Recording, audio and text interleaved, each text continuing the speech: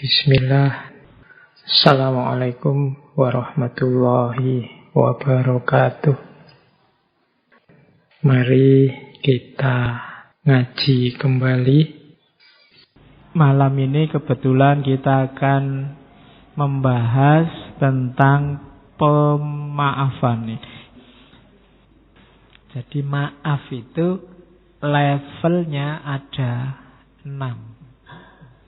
Saya sandingkan dengan keadilan biar jelas hubungannya keadilan dan pemaafan. Ini level paling rendah dari pemaafan, level 1. Keadilannya jenisnya adalah punishment morality. Pemaafannya jenisnya revengeful forgiveness. Di level pertama, salah ya harus dihukum. Memaafkannya, kalau orang yang salah sudah dihukum, baru saya maafkan. Biar dia merasakan apa yang saya rasakan, baru saya terima. Itu jadi pokoknya harus dibalas dulu, baru saya maafkan. Ini level maaf paling rendah. Kalau kamu mengkhianatiku, aku juga akan berkhianat juga. Biar kita impas, terus saya maafkan kamu. Nah, itu level paling rendah. Kamu mencurangiku, ya dihukum dulu, atau rasakan sakit dicurangi, baru aku mau memaafkan. Nah, ini level paling rendah. Jadi memaafkannya bersyarat. Kalau mau naik kelas dikit, ada lebih kuat, level 2. Level 2 keadilannya namanya individualism. Pemaafannya namanya conditional or restitutional forgiveness. Kalau ini minta dipulihkan, kalau tadi kan minta balas. Keadilannya adalah segala sesuatu ada timbal baliknya. Kalau engkau membantuku, aku akan membantumu. Itu teori keadilannya. Teori ini kalau diterjemahkan dalam pemaafan, ya oke, kamu saya maafkan, tapi rugiku harus dipulihkan. Kalau ada barang yang diambil, ya harus dikembalikan. Nah, itu level kedua. Jadi kondisional. Kalau tadi kan ingin balas, kalau ini tidak ingin balas, ingin situasinya dikembalikan seperti sebelum terjadinya peristiwa. Kok kamu selingkuh? Ya sudah, kita putus, tidak apa-apa, tapi kembalikan kemarin aku neraktir habis 3 ya, jangan salah kok. Antar jemput 1 bulan itu ya kira-kira habisnya. Nah, itu pemaafan level 2. Nggak pengen balas selingkuh. Menurut saya selingkuh itu jelek, nggak ada balas-balasan. Ya cuma kembalikan segala kerugian. Kemarin hadiah ulang tahun itu tak belikan apa, ya harganya sekian. Kemudian, ya kan sudah terlanjur rugi aku kan gitu. Nah, itu pemaafan level 2. Ingin dipulihkan situasinya, dikembalikan kalau ada yang berkurang. Nah, ini memaafkan level 2. Level ketiga, level keadilannya namanya mutual interpersonal expectation. Pemaafannya namanya expectational forgiveness. Kalau ini tidak diputuskan sendiri, terserah masyarakat. Kalau menurut orang lain dia harus dimaafkan, ya saya maafkan. Kalau menurut banyak orang pantasnya dia saya maafkan, ya saya maafkan. Ini melihat lingkungannya. Kalau masyarakatnya bilang lapor aja, ya dilaporkan. Banyak loh yang meminta saya melaporkan. Nah, ini level ketiga.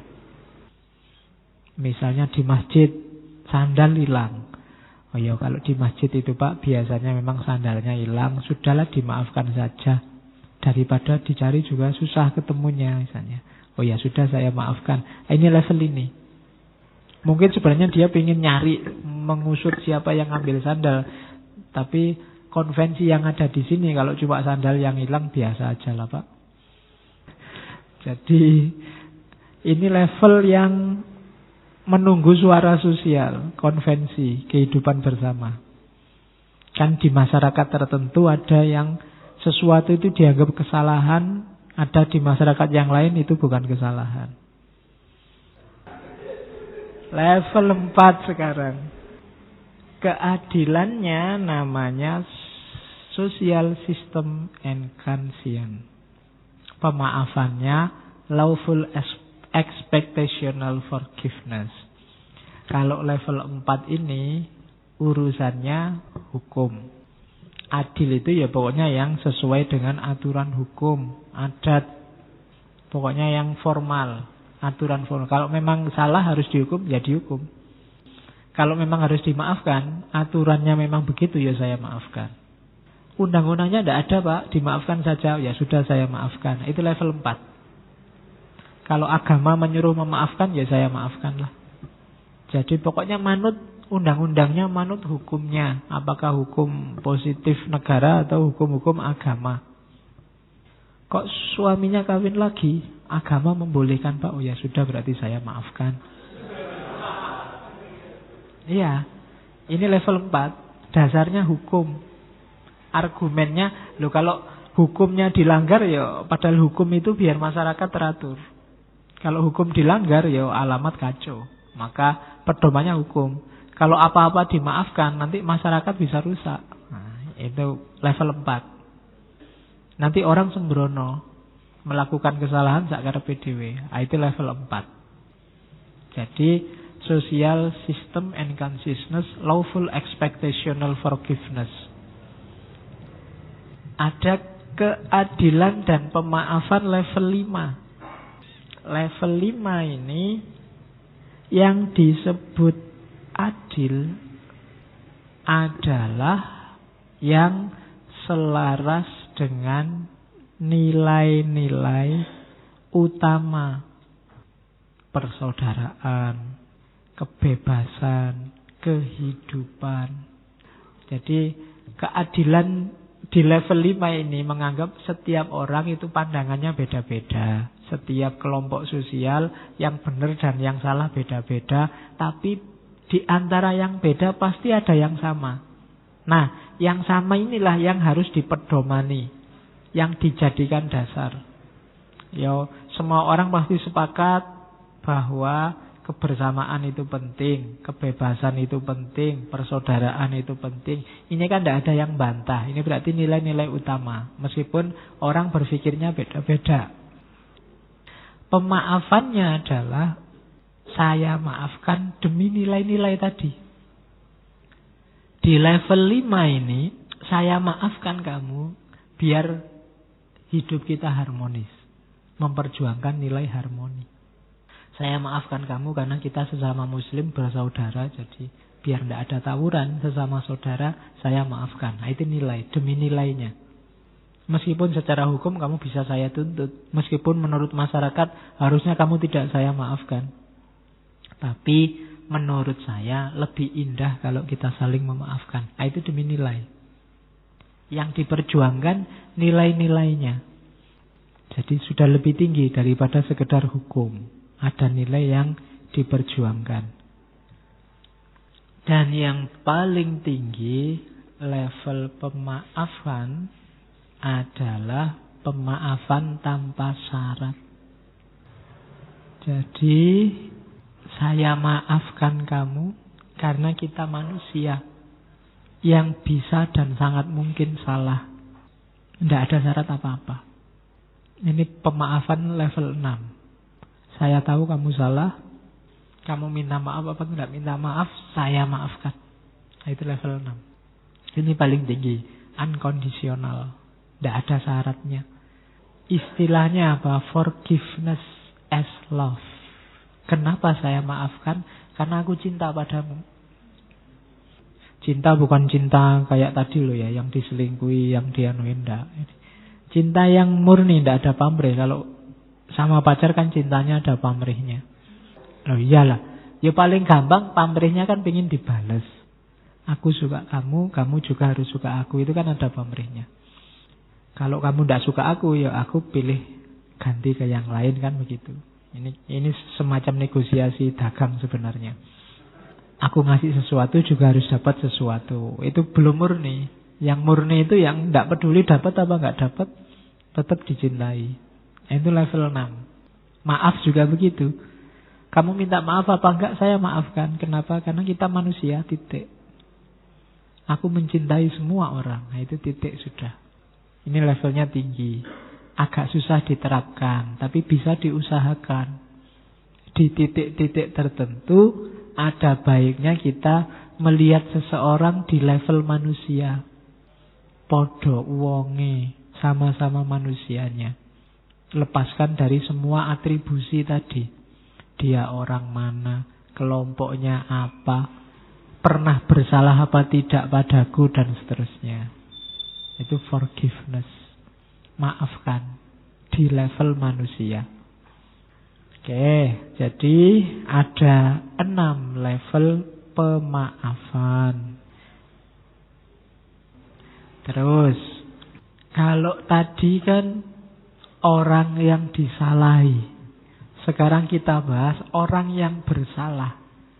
Jangan keliru, orang yang bersalah juga butuh memaafkan dirinya sendiri. Kalau tidak, sama kayak orang yang tidak memaafkan, dia juga tidak akan bisa move on. Orang yang selalu merasa bersalah, itu juga tidak bisa apa-apa. Dia tersiksa, terpenjara oleh kesalahannya. Di titik tertentu dia harus memaafkan dirinya sendiri. Cuma memaafkan ini ada prosesnya, itu ada 4 proses itu. Responsibility, remorse, restoration, dan renewal. Lakukan 4 ini, maka kita bisa memaafkan diri kita sendiri. Kadang-kadang kan kita memang khilaf. Kok gitu ya tadi aku ngomongnya? Nah, itu kan menyesal. Kok begini ya situasinya? Kok aku tadi melakukan itulah, harusnya nggak saya lakukan, kok tak lakukan? Nah, itu kita kan menyesal tuh, diingat-ingat terus sampai nggak bisa tidur. Itu kan juga susah. Kadang yang bersalah itu double gelisahnya dibandingkan yang disalahi. Orang yang bohong itu gelisahnya 2 kali lipat orang yang dibohongi. Itu mesti gelisah. Maka lakukan 4 hal ini untuk memaafkan diri sendiri. Yang pertama apa? Responsibility. Tanggung jawab. Akui kalau salah dan siap tanggung jawab. Segala kerugian akibat kesalahan ini saya siap menanggungnya. Kalau ada kerugian materi, saya ganti kalau punya. Ya, kalau punya, kalau nggak punya diganti pakai apa? Ya, kalau resikonya harus polisi, ya monggo dipolisikan. Saya siap tanggung jawab. Itu lebih kondusif untuk hidup yang lebih ringan. Diakui dan siap tanggung jawab. Oh iya Pak, saya yang nyontek tadi. Kalau saya nggak lulus mata kuliah ini, nggak apa-apa Pak. Lebih ringan kan hidupmu daripada enggak Pak, saya nggak nyontek, kebetulan aja ada kertas, buka kok ada materinya. Iya, kalau kamu kan semakin berat itu kan, kamu di luar. Wah iya ya, tadi bohong sama dosennya, ngapain gitu aja. Wong nyontek nggak nyontek, paling nilainya segitu-gitu aja. Maka responsibility, tanggung jawab. Nanti bikin kamu ringan. Kalau sudah mengakui dan siap tanggung jawab, remorse. Remorse itu menyesal. Dah aku tidak akan ngulang lagi, kapok aku. Itu menyesal. Kalau siap tanggung jawab, tapi kok tidak menyesal, itu alamat diulang lagi. Harus ada menyesalnya. Saya tidak akan ngulang lagi Pak, saya menyesal. Itu remorse. Kalau sudah remorse, nyesel toh tadi, baru restoration. Restorasi itu memperbaiki yang keliru. Kalau ada hak yang harus dikembalikan, dikembalikan. Dirinya sendiri, mentalnya yang rusak dipulihkan. Dinasehati, diputihkan lagi. Diingat-ingat bahwa tidak usah melakukan kayak gitu lagi. Dibersihkan batinnya, dikembalikan semua hak yang berkaitan. Itu namanya restoration. Siap untuk mengembalikan. Siap untuk memperbaiki segala yang rusak, lahir maupun batin. Baru setelah responsible, setelah remorse, setelah restoration, kita bisa renewal. Lahir kembali sebagai orang yang baru, yang bersih, yang siap maju lagi, yang siap berkembang lagi, renewal, pembaruan. Jadi lahir kayak bayi lagi, siap beraktivitas lagi setelah memaafkan dirinya sendiri. Maafkanlah dirimu. Jalannya itu. Kalau nggak mengalami 4 ini bisa enggak, Pak? Ya bisa, cuma konstantif tadi, tidak performatif. Enggak ngefek, kamu tetap merasa bersalah nanti. Maka responsible, remorse, restoration, dan renewal. Oke, saya sisipi satu, ada teori dari Derrida. Teori tentang forgiveness. Ya, filosof Perancis yang terkenal dengan hermeneutika radikalnya. Saya bacakan ya, kalimatnya mudah. Kalau bagi Derrida, yang namanya maaf itu pasti tidak bersyarat. Kalau ada syaratnya, itu bukan maaf, tapi dagang. Jadi katanya Derrida, maaf yang bersyarat itu bukanlah sebenar-benar maaf. Ia sejatinya adalah transaksi, timbal balik ekonomi yang dengan satu dan lain cara punya daya tawar politis tertentu. Lebih-lebih jika ia mengharuskan adegan-adegan penyesalan. Kalau bahasanya Derrida, schemes of repentance. Kalau mau saya maafkan, cium dulu kaki saya. Itu enggak, itu berarti bukan memaafkan, ada syaratnya. Kalau mau saya maafkan, ini dulu, itu dulu, penuhi dulu ini. Katanya Derrida, itu bukan memaafkan. Maaf itu menjadi bersyarat karena ia diberikan hanya jika yang bersalah melakukan permintaan maaf, apologi, excuse, atau pengakuan, confession, atau penyesalan, dan atau penebusan. Jadi maaf itu disebut bersyarat kalau kita yang pertama apa? Nyuruh orang minta maaf. Ini berarti maafnya jadi bersyarat. Harus dimuat di harian nasional 5 hari berturut-turut, 1 halaman penuh. Itu bersyarat. Berarti orangnya tidak niat memaafkan. Ya, saya maafkan asal proses hukum jalan terus dan dia dihukum sebanyak-banyaknya, seberat-beratnya. Itu namanya bukan memaafkan juga. Bersyarat. Atau pengakuan. Dia harus ngaku kalau salah, itu berarti bukan maaf. Menuntut penyesalan dan menuntut penebusan itu juga bukan maaf. Terus katanya Derrida lagi, maaf yang murni adalah maaf yang diberikan secara unconditional. Di sini maaf merengkuh asosiasi maknanya yang tak bisa dipisahkan. Indissociable, yaitu memberi, forgive. Bukan meminta atau menuntut. Kenapa sih istilahnya memberi maaf? Ya kalau bahasa Inggris kan forgive, for itu kan untuk. Memberi, forgive, give itu memberi. Jadi maaf itu memberi. Tidak ada hubungannya dengan yang meminta maaf. Kalau kita memberi setelah diminta, apalagi ada syarat-syaratnya, itu sebenarnya bukan memberi, tapi jual beli. Saya maafkan kalau sudah dimuat di koran nasional 1 halaman penuh. Itu kan jual beli. Kesalahannya dia harus ditukar dengan dimuat di koran. Itu bukan pemaafan. Kalau pemaafan itu ya tidak ada hubungannya dengan permintaan, tidak ada hubungannya dengan tuntutan.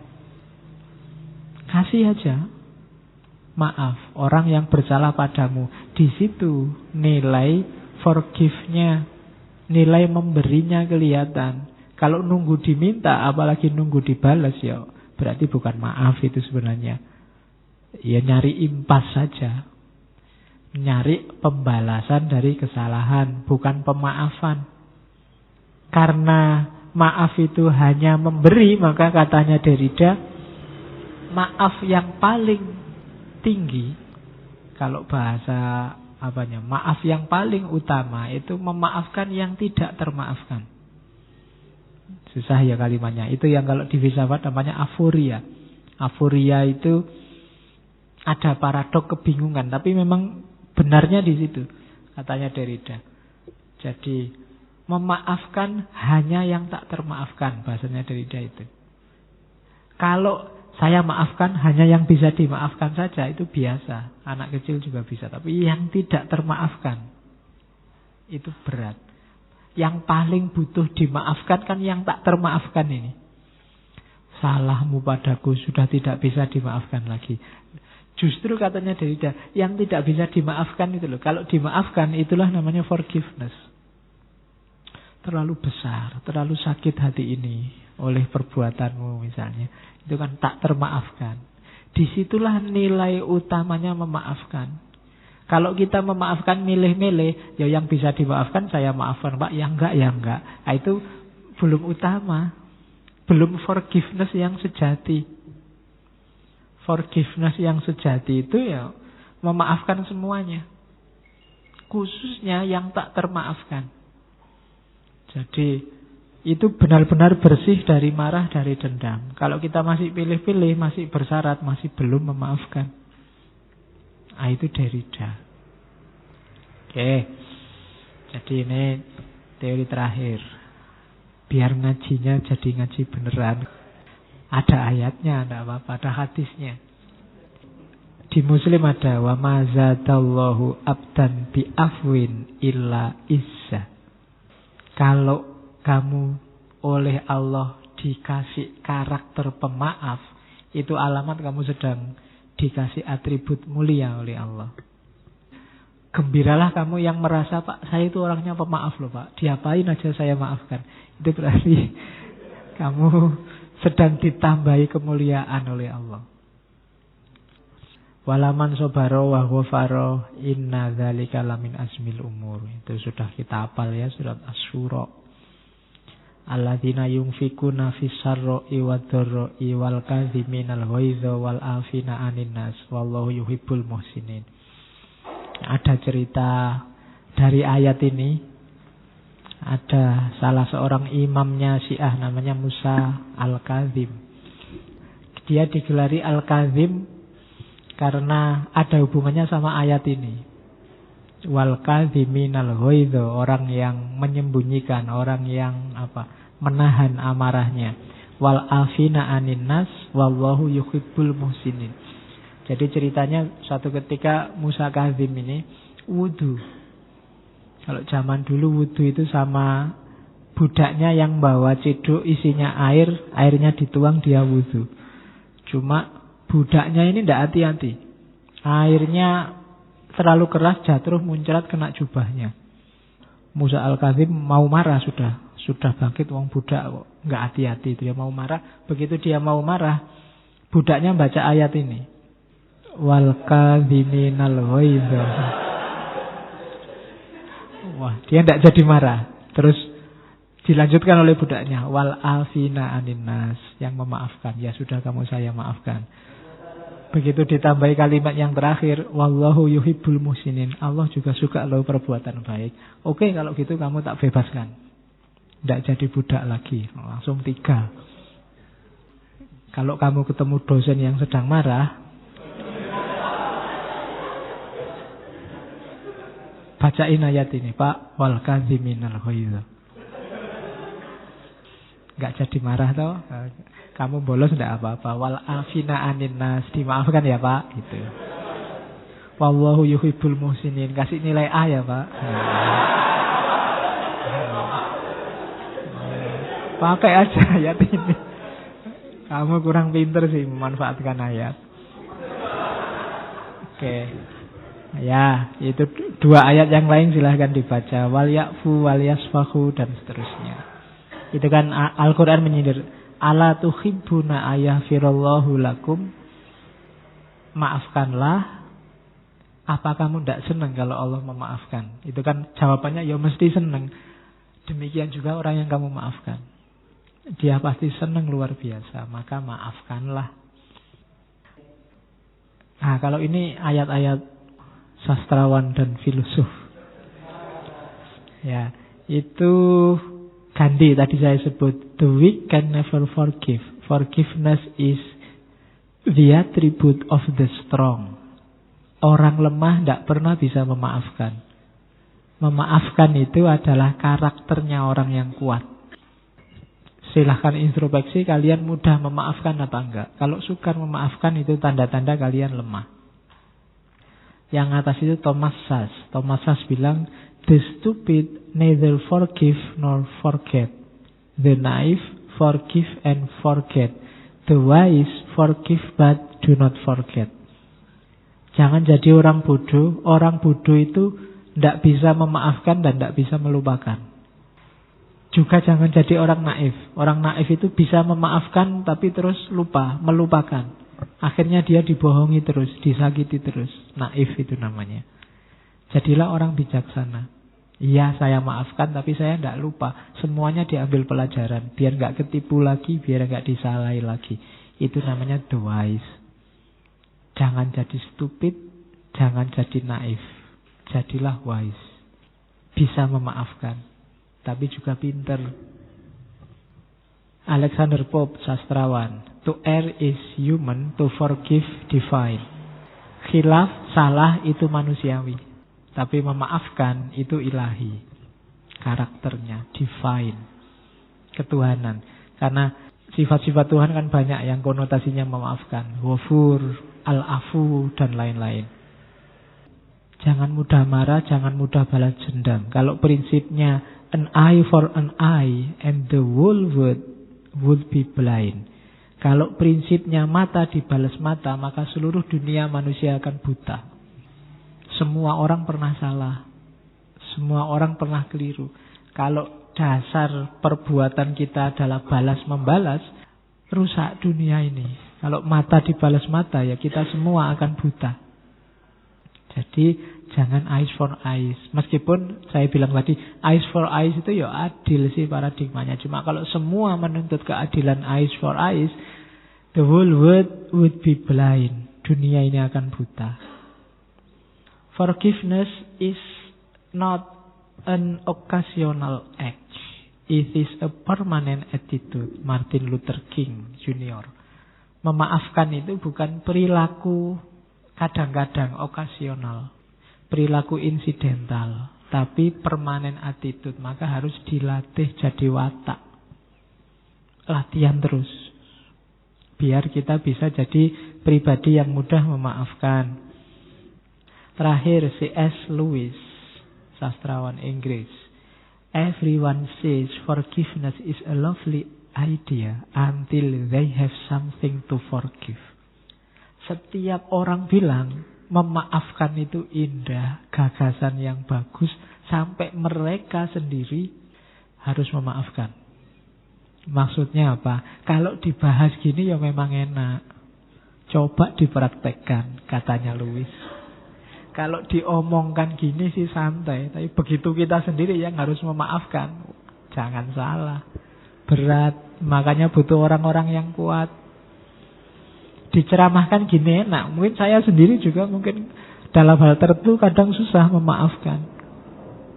Maka diingatkan oleh Lewis, iyalah diskusi tentang pemaafan, lovely idea, gagasan yang indah, menyenangkan.